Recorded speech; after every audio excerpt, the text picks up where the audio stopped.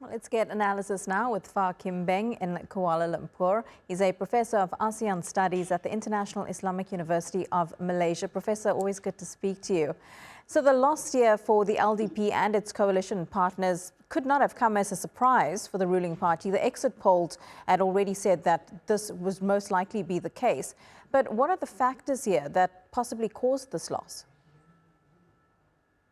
Well, the loss was caused by very circular or prosaic factors, such as the increase in the cost of living, the acute shortage of rice, and many issues connected to the stagnant income of the Japanese populations in general. So that has been those issues that have dragged on for quite some time. And unfortunately, they manifested into an electoral setback for Prime Minister Ishiba.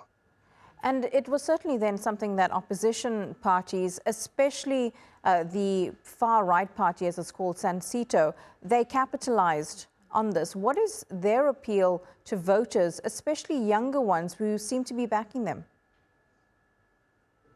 The platform in which they used was very much towards the younger population or the electorate.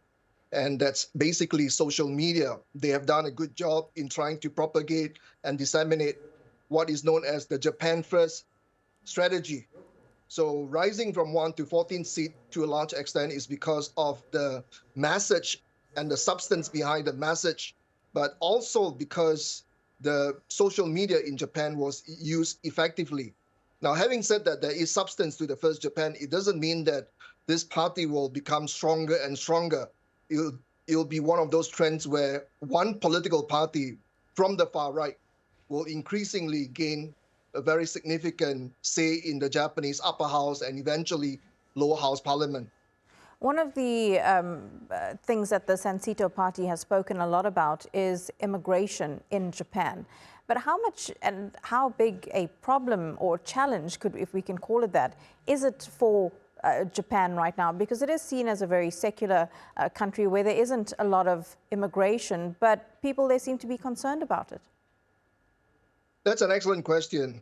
From my standpoint, the Japanese population does not have a very significant immigration. That having been said, on December 2nd, 2017, a legislation was passed to allow significant portions of immigrants to join or come to Japan to work in about 14 sectors of the economy that is in dire need of labor, manual skilled labor mainly.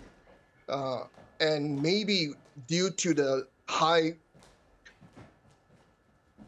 degree of sensitivity to the immigration of all these foreign workers, the Japanese population had an aversion to the current political party, which is LDP, or the coalition government led by LDP.